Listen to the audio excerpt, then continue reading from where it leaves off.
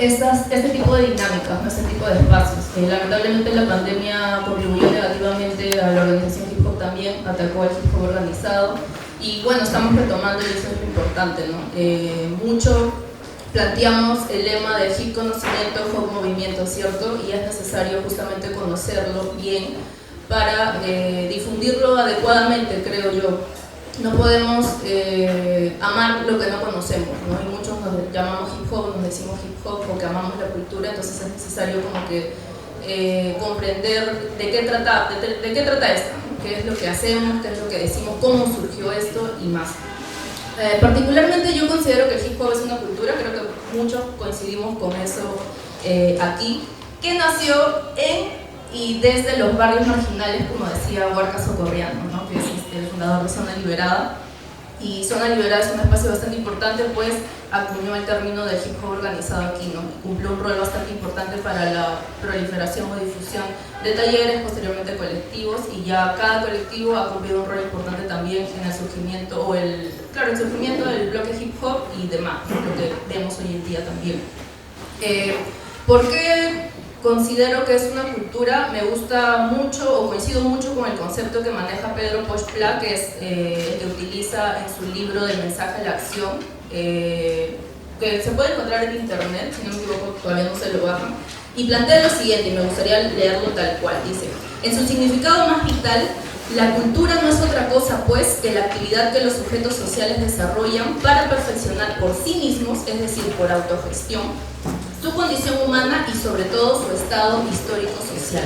Particularmente yo creo que este concepto va bastante acorde a cómo surge el hip hop y cómo se ha ido desarrollando. Y justamente al decir que es una cultura, toda cultura tiene lo que es antecedentes, su propio surgimiento, su desarrollo y expansión, ¿no? En este caso, dentro de los antecedentes del hip hop, yo considero uno de los más importantes el tema del movimiento por los derechos civiles, ¿no? Justamente como he mencionado, el hip hop nace desde los barrios marginales porque se vivía lo que es el hacinamiento, se vivía lo que es el racismo, se vivía también ciertas formas de explotación, obligaban a la comunidad negra a ir de repente a las guerras, no era obligatorio para ellos.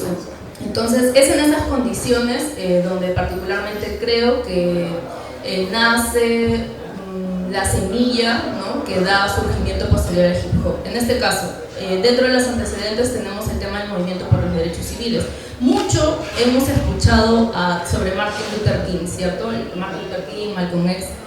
Y sí, es uno de los representantes importantes de este movimiento. Creo que también hemos escuchado uno de los hitos más grandes, que ha sido el tema del boicot a los autobuses de Montgomery, ¿no? Es decir, se negaban a ceder, como era obligatorio por el tema, o era, estaba legalizado el tema de la segregación racial, era obligatorio a los negros que ellos tenían que ceder asientos, ¿no? A los blancos, o también había la separación, ¿no? Baños para negros, baños para blancos.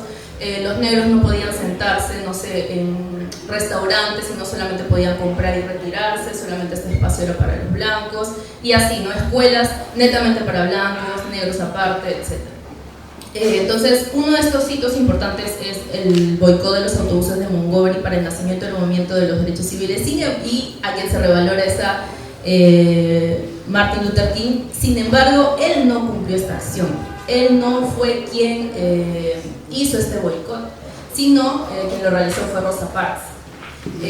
Esto me parece importante señalarlo, ¿por qué? Porque mucho se menciona o he escuchado en diferentes espacios de que consideran al hip hop machista. Particularmente no creo que sea así. Siento de que uno debe evaluar toda cultura y todo proceso de acuerdo a su contexto, ¿no? Entonces sí, efectivamente ha habido situaciones que demuestran que en cada hito que se ha desarrollado puede haber habido estas acciones, pero en realidad el hip hop no sería lo que sería si no fuera también por la participación de mujeres, ¿no? En realidad las mujeres han cumplido un rol bastante importante desde los antecedentes para el surgimiento del hip hop y para su desarrollo, ¿no? y la actual expansión. Entonces eso me parece importante señalarlo porque quizás sí, el hecho de que Martin Luther King haya sido a quien se utiliza como imagen para el movimiento de los derechos civiles puede revelar que en esa época existía cierto machismo y lo consideraban quizás una imagen de más confiabilidad por el rol que cumplía, por su forma de ser, por el discurso de pacificación que planteaba, ¿no? Pero es importante recalcar que quien realizó esta acción fue Rosa Parks, y además es importante resaltar que no fue la primera que realizó esta acción. En realidad hubieron antecedentes muchos años antes. Una de ellas, por ejemplo, es Morgan Kicardi, y otro importante es Claudette Colvin. Ella sí fue procesada y juzgada, apresada también, siendo una jovencita de 15, 16 años, por negarse a ceder el asiento en un bus, ¿no? ¿Por qué creo yo que quizás no se ha difundido mucho esta información? Porque iba a representar hasta cierto punto una mala imagen para el movimiento de los derechos civiles, debido a que era muy joven, no había terminado todavía sus estudios escolares, estaba embarazada, no se sabía quién era el padre y era mujer, ¿no? Entonces como que sentían de que no iba a representar mucho, eso es lo que particularmente considero, y por eso simplemente se prendió su proceso legal, ¿no? Que justamente Luther King formó parte de, ya que tenían un grupo de abogados que se encargaban de esto, y listo, se logró su liberación y ahí quedó el tema, ¿no? Ya posteriormente, con la acción de Rosa Parks, sí es como que dicen, bueno, es una señora de 42 años, pertenece a una asociación, está organizada, tiene cierta imagen respetable, entonces este caso sí lo vamos a utilizar, ¿no? Para difundirlo a través de los medios, pero quien va a ser la imagen principal va a ser Luther King, y él obviamente sabemos liderar el proceso. Ahora, en paralelo al desarrollo de las acciones del movimiento por los derechos civiles, surge otro personaje importante que es Malcolm X, ¿no? Que todos también creo que hemos escuchado sobre él, y existe un versus muy interesante entre Luther King y Malcolm X por la diferencia ideológica que estos tenían, ¿no? Sabemos de que Luther King era pacifista, ¿no? Sus discursos lo dicen, sus acciones siempre eran llevadas a poner la otra mejilla, ¿no? Es decir, nosotros resistimos, nos golpean, resistimos, nos escupen, resistimos, pero no vamos a atacar porque les vamos a demostrar que nosotros no somos unos salvajes. Eso era más o menos en resumen lo que planteaba Luther King, ¿no? Porque estaba influenciado por Gandhi, ¿no? O sea, tenía esa influencia de acciones pacíficas. En cambio, Malcolm X era más radical, ¿no? Malcolm X decía, ya estamos cansados de poner la otra mejilla, de tanto maltrato desde la esclavización hasta el día de hoy, en el caso de los negros, y tenemos que actuar. El resumen de lo que él pregonaba era el uso de la violencia como medio de autodefensa, ¿no?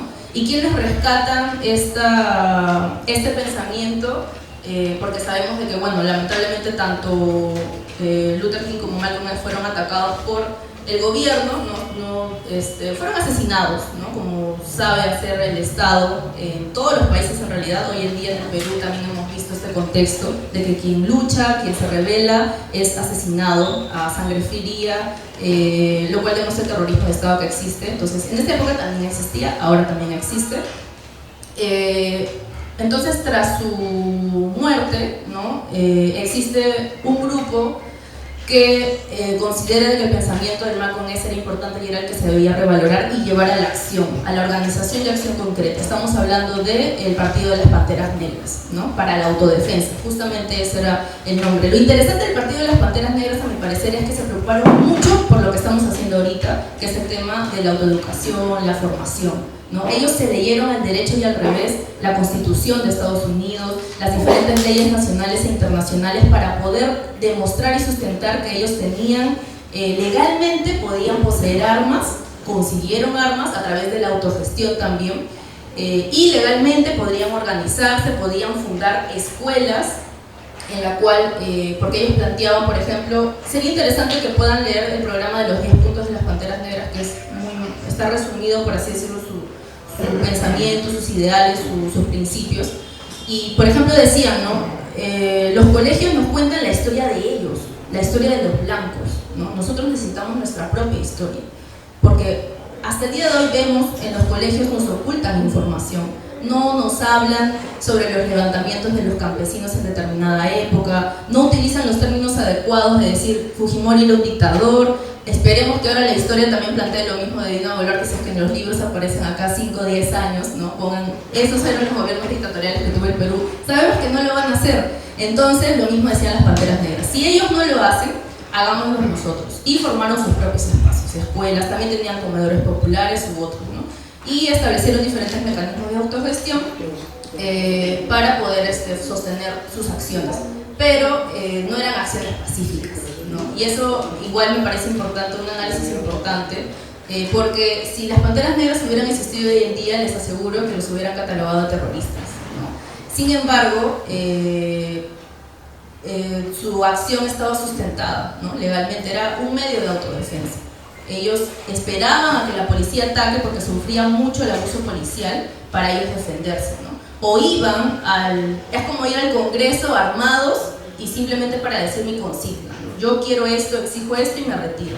Hasta cierto punto sí se puede considerar como una forma de advertencia o amenaza, pero ellos trataban de hacer las acciones enmarcados en la ley, y cuando ya había un ataque contra ellos, porque sabemos de que siempre el Estado no se va a quedar tranquilo y va a buscar desaparecerlos, existió el programa de contrainteligencia, Coeltenpro, que se dedicaron básicamente a sembrarlos, se dedicaron a ingresar drogas en ellos, se dedicaron a meter lo que nosotros ahora llamaríamos ternas, ¿no? Se infiltraron, metían gente que decían ser miembros del partido y generaban disputas entre ellos, conflictos o problemas de pareja también, ¿no? Quizás que le quitan la esposa o la novia a uno de ellos y eso generaba pues un escándalo y terminaban peleándose, y toda esa suma de acciones, porque fueron múltiples acciones, fue todo un programa que también lo pueden encontrar en redes, que es muy interesante conocer cómo actúa el sistema, cómo actúa el Estado para desaparecer movimientos u organizaciones. Lo lograron, ¿no? Lamentablemente lograron influenciar negativamente en ellos. Ahora, si bien revaloramos a las Panteras Negras particularmente, y creo que el movimiento hip hop organizado lo hace, es importante también resaltar que dentro del espacio no todo fue color de rosas, ¿no? También cometieron errores, como cualquier espacio, ¿no? Si evaluamos de repente las acciones de nuestros colectivos, vamos a encontrar de que de repente por ahí hemos cometido algún error, una mala acción o alguna omisión, por el mismo proceso de aprendizaje, ¿no? Y el mismo contexto. En este caso también dentro de las Panteras Negras se vivieron ciertas manifestaciones de machismo, pero las compañeras mujeres la guerrearon pues dentro del partido, y eso es interesante también resaltar. Ellas no se retiraron y formaron otro espacio, sino que se quedaron dentro y dijeron la vamos a guerrear y la vamos a guerrear y la vamos a guerrear hasta que nos den el espacio que merecemos como militantes, porque ellas eran militantes también. También hacían acciones de fuerza, también hacían boicots, ¿no? Que implicaba el uso de armas, ¿no? O sea, ya no solamente como amenaza, sino usar las armas. Entonces, lo lograron, ¿no? Por ejemplo, una persona importante a resaltar es Elaine Brown, que logró llegar a la presidencia del Partido de las Panteras Negras, lo cual era lo máximo para esa época, porque que una mujer dirija un partido de ese tipo, de esas características, era sorprendente, ¿no? También emprendieron una batalla interna para poder incluir las luchas de lo que ahora se llaman los movimientos LGTBI y también pro aborto, ¿no? Por ejemplo, el partido decía que eso no era un tema a abordar, no era importante, no era necesario, pero sin embargo ellas sí consideraban que lo era y lograron de que se manifiesten al respecto, ¿no? Una de las compañeras que hizo unas acciones de fuerza y que fue apresada y todo fue Erika Huggins, por ejemplo, y posteriormente a quienes tenemos, por ejemplo, a Afeni Shakur, ¿no? Me imagino que algunos han escuchado sobre ella. Ella es la mamá o la madre de Tupac Shakur. Es por ella que a él se le cambia el nombre en honor a Tupac Amaru, de aquí del Perú, ¿no? O sea, ella estando presa se entera sobre estudiaba, se formaba acerca de los diferentes procesos de lucha y liberación, encuentra ese proceso aquí y decide ponerle o cambiarle el nombre a su hijo, ¿no? Por eso tenemos al gran rapero Tupac, ¿no? En honor, y es en revaloración a una lucha política revolucionaria en nuestro país. Otra compañera importante a mencionar es Angela Davis, por ejemplo, que también sale de las filas del Partido de Panteras Negras, y lo interesante en ella es que aún mantiene o ha difundido el discurso de que la lucha, porque en determinado momento las Panteras Negras también se volvieron un poquito racistas, por así decirlo, porque era solo lucha negra y cuando los blancos se querían sumar a ellos no querían, ¿no? Decían, no, si ustedes quieren formen su espacio, y por eso existieron las Panteras Blancas. Sería bueno también buscar información al respecto, porque los chotearon y decidieron formar su espacio, pero igual siguieron luchando por el mismo objetivo, ¿no? Eso fue muy bueno. ella, Angela Davis, siempre ha resaltado de que la liberación negra solamente va a ser posible si luchamos contra el sistema capitalista, ¿no? Y eso es importante resaltarlo. Yo creo que igual es importante ese planteamiento en el caso de la lucha de mujeres, ¿no? La mujer solamente va a ser libre si el pueblo es libre en su conjunto. Entonces igualmente Angela Davis planteaba: negros y mujeres vamos a poder ser libres solamente si luchamos contra este sistema, ¿no? Entonces es importante su rol, el rol que cumple hasta, bueno, por la difusión que ella ha tenido al respecto, ¿no? Y bueno, otra compañera es Assata Shakur, que fue exiliada en Cuba justamente por los planteamientos que ella tenía, por su participación también en el partido, y creo que hasta el día de hoy sigue buscando su liberación total, porque sigue buscada. O sea, imagínense cuántos años han pasado y sigue siendo enemiga del gobierno de Estados Unidos, porque Estados Unidos suele hacer eso, ¿no? Cuando alguien difiere de sus pensamientos o plantea algo distinto, lo declaran enemigo del Estado, ¿no? Enemigo de la nación, y por eso todo el mundo tiene que ir contra ellos y se generan guerras y todo lo que ya conocemos. El movimiento o el Partido de las Panteras Negras inspiró a diferentes espacios que también es importante resaltar, que son, por ejemplo, uno es los Brown Berets o Boinas Café, que era una organización chicana, y de igual forma otro espacio muy importante que creo que hemos olvidado, dejado de lado, son los Young Lords, ¿no? Que también fueron inspirados en ellos, y es loco hablar de los Young Lords. ¿Por qué? Porque al principio ellos eran una pandilla que también se dedicaba a la venta de drogas, a muchas cosas negativas, por así decirlo, en la sociedad, pero su fundador, que estaba preso, lo apresaron por una de estas acciones pandilleras, conoce en prisión a a prisioneros políticos, ¿no? En este caso de dos movimientos específicos, que era el Black Muslims, que era una organización afroamericana musulmana, y los Black Panthers, ¿no? Las Panteras Negras. Entonces, con esta influencia es que él decide darle un vuelco a su organización y decide trabajarla más para el barrio, ¿no? Tomar acciones o medidas para el barrio. Principalmente ellos se concentraron en el tema de la basura, algo que les perjudicaba mucho en la zona donde ellos vivían. Era la alta presencia de minerales, creo que era plomo en los edificios donde ellos vivían, y también la basura, ¿no? Entonces ellos deciden organizar a la población, tomar acción ellos como jóvenes y hacer diferentes acciones para poder combatir ello, ¿no? Entonces miren, ahí tenemos un cruce, o ¿cómo sería? O sea, algo importante, ¿no? Particularmente considero que las pandillas son una forma de organización propia del barrio, ¿no? Y que, lejos de la estigmatización que existe hoy en día, ¿no? Porque ya uno escucha pandillero y ya lo ve negativo, ¿no? Pero en esa época, miren, nos damos cuenta que una pandilla puede dar un vuelco a algo positivo, ¿cierto? O sea, es una organización que encuentran los jóvenes de ese espacio, porque no tienen otro espacio, porque, no sé, les niegan el acceso a los colegios, no tienen dinero, o viven en las condiciones de hacinamiento que viven. Entonces todos se sienten identificados y dicen: nosotros vivimos en estas condiciones de mierda y vamos a formar nuestro espacio, ¿no? Acá de repente nosotros hemos decidido formar colectivos, pero ellos dijeron: no, vamos a formar nuestra pandilla para defendernos, porque obviamente también ellos tenían que defenderse, ¿no? La vida en la calle es dura y es necesario sobrevivir, ¿no? Entonces ellos, si bien empezaron con una acción negativa, dieron un vuelco positivo. Y otra de las pandillas importantes a revalorar, que también dieron este vuelco interesante, fueron los Ghetto Brothers, ¿no? Dentro del hacinamiento y dentro del surgimiento del hip hop, si bien se revalora mucho a los negros, es importante resaltar la presencia de latinos, ¿no? Puertorriqueños, por ejemplo, ¿no? Que también eran igual estigmatizados, eran marginados, ¿no? Por su condición de migrantes, ¿no? Algo que también vivimos hoy en día. O sea, démonos cuenta cómo, a pesar de que han pasado tantos años, la historia se repite, ¿no?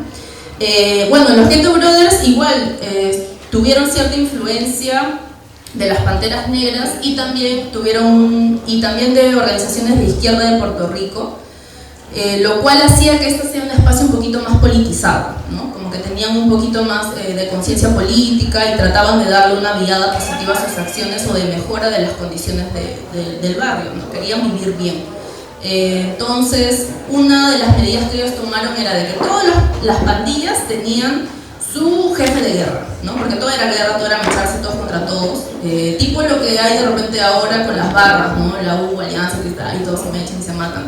En este caso igual, cada barrio tenía su pandilla y el barrio o la pandilla del barrio A no podía pasar tranquilamente por la del barrio B porque les sacaban la mierda, o los mataban, o les robaban, o qué sé yo, y así, ¿no? Entre todos.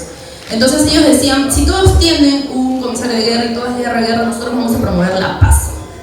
Y seleccionaron a uno de sus miembros como representante del comisario de paz, ¿no? Hubo uno de estos conflictos muy fuertes entre pandillas y ellos lo que hacían era esto, o sea, hacían trabajo de inteligencia también, de enterarse y buscar dónde había conflicto, dónde hay guerra, dónde se quieren echar, dónde se quieren matar y vamos a ir a resolverlo, ¿no? Y si bien suena muy bonito, pero es muy complicado trabajar con personas que están acostumbrados al uso de violencia, no como medio de autodefensa, sino como ataque, y convencerlos de que no lo hagan o resuelvan de manera diferente, ¿no?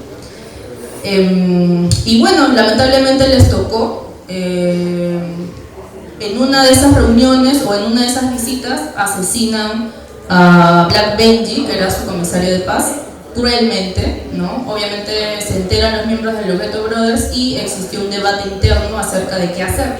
La mayoría quería venganza, ¿no? Y hay diferentes versiones. Hay un documental interesante, no sé si aún sigue en Netflix, que es Rebel Kings, que es muy bueno acerca de este tema de las pandillas y el surgimiento del hip hop. Y también hay un libro que escribió Julián Bullock a modo de cómic acerca de los Ghetto Brothers, que también es muy bueno. Entonces, obviamente en este camino de generar la guerra, etcétera, deciden venganza, ¿no? Deciden venganza, tenemos que vengar a nuestro compañero. Se acercan en su entierro, se acercan a la madre de Black Benji a plantearle, nosotros vamos a vengar la muerte de él, y ella, esa es una de las anécdotas que se cuenta, les plantea de que no, de que mi hijo murió por la paz. Entonces hagan de que su muerte no sea en vano, pues, ¿no? O sea, ¿para qué generar más guerra? Y obviamente eso les hace reflexionar y deciden. Este movimiento era liderado por Benjamin Meléndez y él decide plantear, ordenarles a todos que no cometan ninguna acción de venganza, ¿no? Porque ya estaba, ya habían secuestrado a las pandillas involucradas, ya los habían traído amarrados a su espacio para decir, ya, ¿qué hacemos? ¿Qué cortamos primero? ¿Qué dedo cortamos? ¿Qué de frente la oreja, el cuello? Y él planteaba, no lo vamos a hacer, ¿no? O sea, se acabó esto. Y vamos a organizar una reunión de pacificación de pandillas, porque si nuestro hermano murió por la paz, vamos a cumplir lo que él no pudo en vida, ¿no? Y ese es un hito importante para mí, para el surgimiento del hip hop, la reunión de paz de 1971 en Howe Avenue, que fue loquísimo. ¿Por qué? Porque ellos se organizaron de tal forma que pidieron permiso a los municipios, o sea, todos se enteraron medios de comunicación, se enteraron alcaldes, se enteraron personajes del gobierno, y todos obviamente esperaban que se maten, pues. Eso era lo que esperaban, el show mediático, ¿no? Los medios siempre cumpliendo ese rol, así que nuevamente vemos de que en esa época había eso, y acá también en el Perú se han destapado los medios de que sirven solamente al sistema y son unos payasos, ¿no? Que simplemente buscan farándula, inventar cosas y qué sé yo. Y en esa época era igual. Habían francotiradores, todo un escándalo para el tema de la reunión, y cuando ellos ven de que no se mataban, de que por el contrario debatían, por el contrario decían, esto sucedió, esto está pasando en mi barrio, tengo este problema, y resolvieron pacíficamente el conflicto que hubo, porque todos en realidad los Ghetto Brothers sí sabían quién había asesinado a Black Benji y lo dijeron en esa reunión. O sea, nosotros ahorita podemos matarlo, ¿no? Pero no lo vamos a hacer porque vamos a cumplir el objetivo final que él tenía. Y así lo hicieron. También existe un programa que ellos firmaron, o sea, todas las pandillas participantes firmaron acuerdos de paz, ¿no? Eso es lo importante. ¿Por qué? Porque una de las cosas que ellos decían era, o sea, yo sé, o sea, nosotros sabemos de que tenemos un montón de falencias y en todos los barrios es igual, entonces ¿por qué seguir aumentando un problema más entre nosotros? O sea, ¿por qué encima de las condiciones de mierda que vivimos vamos a agregarle el miedo a andar por la calle, ¿no? No tenemos buenas condiciones de salud, y esa era una de las coordinaciones, ¿no? En tu bloque, o sea, en tu barrio, existe La Posta, que está a 2 barrios, o sea, para yo poder llegar ahí tengo que pasar por 2 barrios de las pandillas enemigas. Mi mamá no puede ir, mi hermano no puede ir, yo no puedo ir, no puedo llevar a mis hijos cuando están mal porque sé que si paso por ahí me van a dar vuelta. Entonces ese era, por ejemplo, uno de los aspectos importantes, ¿no? De que ya por temas de salud, por temas de estudio, podían normal pasar a los otros barrios, ¿no? Y los guetos aprovechan esto porque eran músicos latinos, les gustaba la música, tenían su propio grupo musical. Dijeron, vamos a aprovechar justamente esta oportunidad para fomentar el tema de la música, porque la música humaniza, el arte humaniza, es una de las mejores herramientas para poder transformar a un ser y a la sociedad positivamente, ¿no? Entonces dijeron, bien, nosotros sabemos de que en otros barrios existen buenos bateristas o buenos guitarristas o qué sé yo, y nunca hemos tenido la oportunidad de conocernos o compartir. ¿Por qué? Porque justamente estamos en broncas y no nos permitimos pasar un barrio al otro. Entonces esto se acabó, ¿no? Cuando haya fiestas, los block parties, podemos pasar normal para disfrutar y conocer el arte de los demás compañeros, las demás personas, ¿no? Los demás pandilleros. Entonces, nosotros sabemos de que el hip hop surge en una de estas fiestas, ¿cierto? En una fiesta, a quien se revalora mucho esa... algo que me olvidé mencionar es que los Ghetto Brothers tenían una facción que se llamaba las Ghetto Sisters. Y los Young Lords también tenían militantes mujeres. Los Young Lords sí se declararon como un espacio feminista en determinado momento, eso también es muy importante de resaltar. En el caso de los Ghetto Brothers le daban el rol a las mujeres como tales, como pandilleras como tales, ¿no? No eran una acompañante, y eso era lo que pregonaban respecto a las otras pandillas, de que para las otras pandillas las mujeres éramos objeto sexual, ¿no? O acompañantes o qué sé yo. Para ellos no, para ellos eran propiamente pandilleras y organizaban y luchaban de igual forma, ¿no? Entonces, considero de que justamente esta pacificación logró de que se puedan masificar los block parties posteriormente, ¿no? Que se puedan desarrollar. Y sabemos de que el hip hop surge en una fiesta, ¿no? Organizada por Cindy Campbell, donde toca su hermano Kool Herc. Y eso también me parece interesante resaltarlo, porque mucho decimos, el fundador del hip hop es Kool Herc, ¿no? Él es lo máximo, pero quien organiza, quien se come la chamba de organización para que se dé esa fiesta fue su hermana, pues, ¿no? Ella fue la que se comió la chamba de difusión, de organización, tuvo la idea de presentar ahí a su hermano, ¿no? Para obtener fondos. Y justo creo que ahí hablan sobre ella, sobre Cindy Campbell, sería bueno igual revisarlo, es muy importante. Ella organiza esta fiesta donde toca a su hermano Kool Herc, y ahí es como que se unen los elementos que ya existían en realidad. O sea, no es que en esa fiesta nace el graffiti, el break, el rap, el DJ, no. Cada elemento se desarrolló en diferentes espacios, ¿no? Ya existían los tags, ya existían las moralizaciones, ya existía el break, ¿no? Cada barrio también tenía su paso diferente y batallaban y todo, ya existía el MC por ahí, o bueno, el DJ y el MC sí por ahí surgen juntos, ¿no? Pero los demás elementos ya se habían desarrollado antes, y simplemente en estas fiestas como que se reúnen y se dan cuenta de que, o sea, nos gusta lo mismo, a través del mismo sonido, a través de la misma música, tenemos un estilo muy parecido de vestir, de pensar, de ser. Entonces es ahí donde decimos, todos somos parte de este movimiento que denominan hip hop, pues, ¿no? Entonces ahí es donde nace justamente la cultura hip hop en sí, y es importante recordar esto, pues, ¿no? Toda cultura tiene un antecedente, un surgimiento y desarrollo que es necesario conocer y difundir para poder valorar bien la cultura que tenemos. Dense cuenta que la historia del hip hop es lo máximo, ¿no? Es bastante rica, y es necesario pregonarla como tal, ¿no? O sea, callar bocas también que nos dicen mucho como que el hip hop es algo externo, o no, solamente es música, solamente es baile, solamente es, no sé, trap, incluso lo mezclan y todo.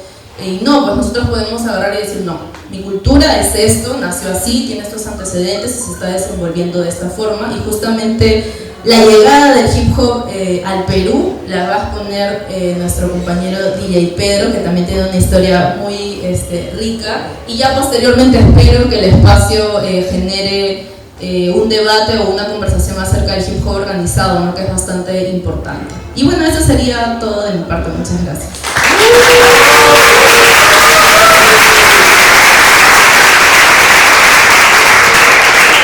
Agradecemos a la compañera Loral por su exposición, por haber